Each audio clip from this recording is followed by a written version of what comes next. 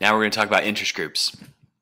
Interest groups are organizations that help advance a specific idea or concept or get people organized together. The Constitution was founded around this idea that people should have the right to petition government. Now, typically we think about parties doing that, but people have specific interests. For example, I'm wearing a bow tie today, and it deals with dogs.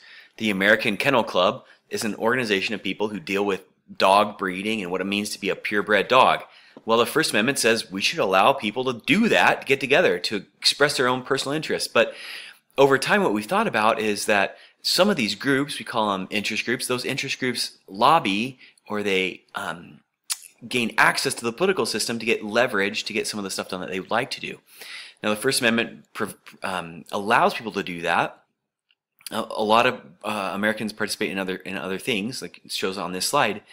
But one of the ways in which people express interests around common political beliefs about, for example, gun rights, or about abortion, or about transportation. For example, one of the biggest interest groups is the American Automobile Association, or AAA, or AARP, the American Association for Advancement of Retired People, or whatever it stands for, the NAACP. Anyway, these are groups that get together.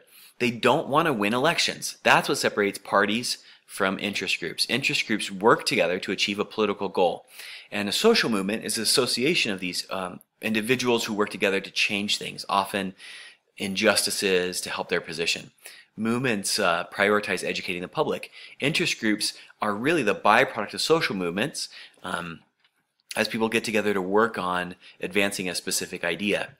De Tocqueville talked about this in Democracy in America. Inside interest groups, we have factions.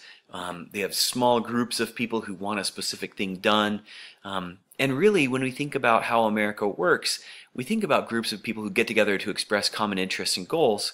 And those people petition the government for redress.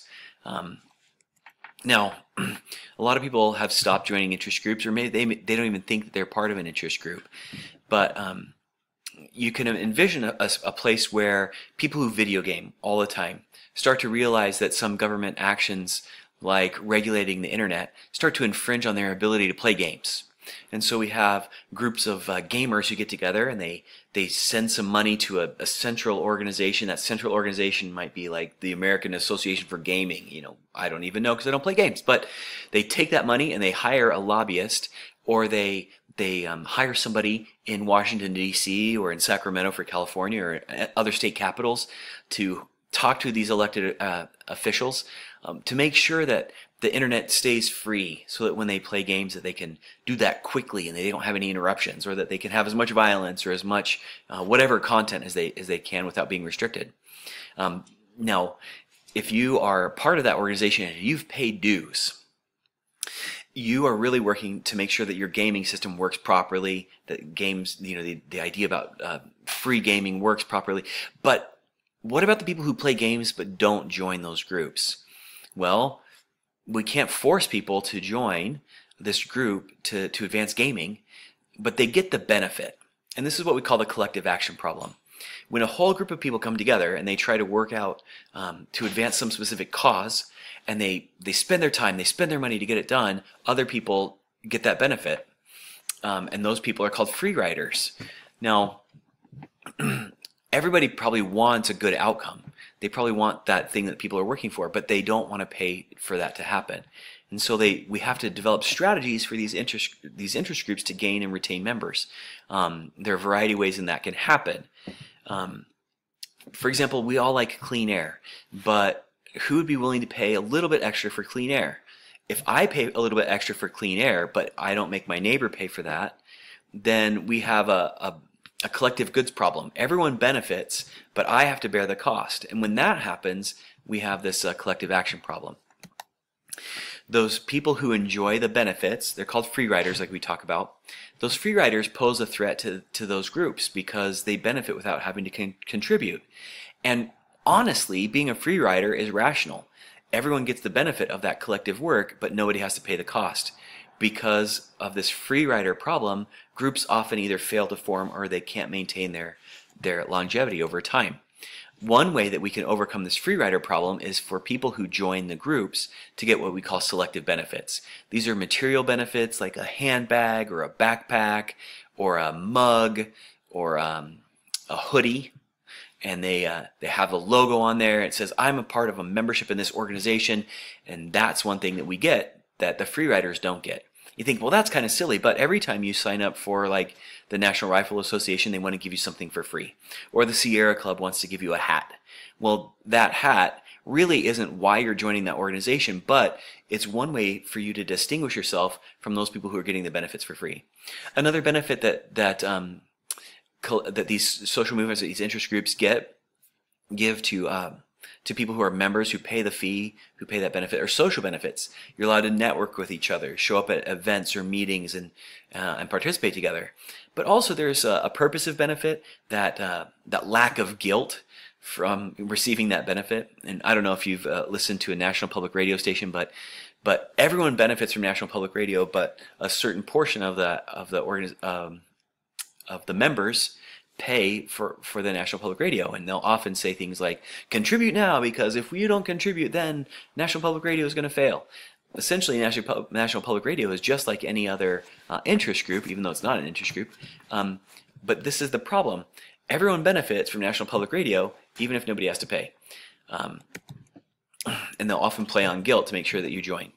So interest groups form for a variety of reasons. Some of them are economic or business reasons, like they want to advance. I have a friend who's an accountant, and he forms these things called ESOPs, and ESOPs are a way for businesses to sell ownership of their business to all the employees.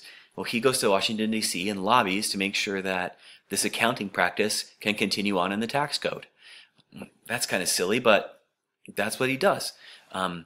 There are other people. I have a friend who's a lobbyist who works for a transportation inside the county and inside a county in California, and he works with other transportation related agencies, and they form an interest group, and he goes and lobbies to make sure that we have good transportation. So interest groups lobby at all levels of government. They show up in Sacramento, they'll show up in Riverside County or Orange County or LA County, they'll show up in Washington, D.C. These interest groups use two strategies they call inside strategies and outside strategies. Inside strategies involve lobbying, and the book talks about this, and outside strategies are where we work with regular citizens to put pressure on elected officials. Economic interest groups, we talked about. Public interest groups act on behalf of the public, broad individuals, and we have government interest groups. Lobbying is most often thought of as direct lobbying, where a lobbyist contacts an individual to affect legislation or policy. Interest groups also can influence campaigns. We talked about that in the Parties and Elections lecture, where we have essentially nonprofits or interest groups who are supposed to advance a social function, such as like preventing abortions or increasing access to abortions. They receive as much money as they can through donations, and then they pursue a political objective. We talked about those in terms of super PACs, where they can't work with an individual candidate, but they can advance a social issue. They also can fund challengers to elections. Nevertheless, the difference that exists is between a political party and an interest group is that political parties want to win elections and govern, and interest groups want to make sure that their interests are protected. If you look at this slide, it's also in the book, we spend an inordinate amount of money on lobbying. Interest groups in their social networks work really hard to encourage people to join, but they also work really hard in knowing who's in power and how those ties of power work inside the government. Someone will work in a regulated industry, for example, like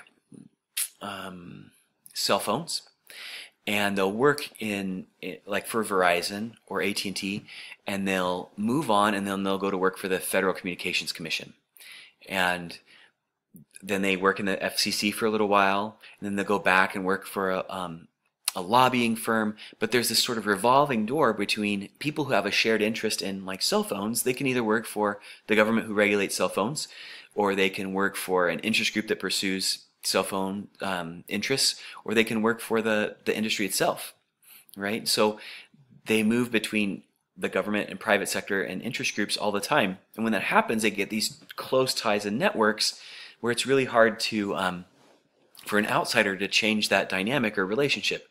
Now, when an agency like the FCC starts to pursue the interests of the people it regulates, instead of smacking them around, making sure that they try and protect citizens' interests, if they start protecting the business interests, that's what we call agency capture. And we don't want that to happen. It would be like gangs taking a gang task force and the gang task force starting to do what the gang wanted. So the police department stops regulating the gangs and start working with the gangs to advance gangs' interests. That's the sort of thing that happens with interest groups and regulatory capture. Now, iron triangles are discussed in the book, but essentially that's what happens as the regulated industries start doing favors for the industries that they regulate. So you can look at that. It's figure 11.5 in the book. So interest groups pursue a variety of different strategies to advance their causes. We talked about insider strategies like lobbying, but they do other things like citizen advocacy. Groups like Occupy Wall Street, they'll throw up protests everywhere. Civil disobedience and protests are public demonstrations of citizen support for these specific issues. Mothers Against Drunk Driving does internal strategies, but they also organize public protests. So there are all sorts of ways that interest groups bring issues to the agenda. We talked about that in terms of the media, that the media filters the stories that are important and they often set the agenda. Interest groups do the same thing. They try to raise awareness about specific issues and then advance those issues. For example, I have a friend who works for Sea Shepherd, and Sea Shepherd is this group that tries to protect cetaceans and other ocean animals. They go out and they protest, but they also stop whaling and they stop overfishing, and they get arrested and their boats get impounded. And the essential idea is that they draw media attention to them so that people get frustrated and upset, and it's to invoke protest or civil disobedience and put pressure on governments to change. So interest groups have this important function. And you think about large interest groups like the AARP, deals with retirement, or AAA, who deals with the transportation, or the NRA, who deals with guns. But really, we have interest groups at all levels of government, including local governments.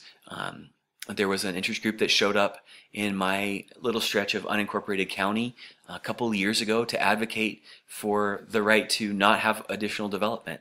And they formed this group and they advocated in Sacramento. They worked with the county supervisors. They've talked with planning divisions. They got public protests and signs up. They essentially tried to advocate for what they wanted. And what they wanted was to make sure that their community behaved a certain way or looked a certain way. Interest groups show up at all levels of government, and really they exist to put pressure on government for a specific issue or idea.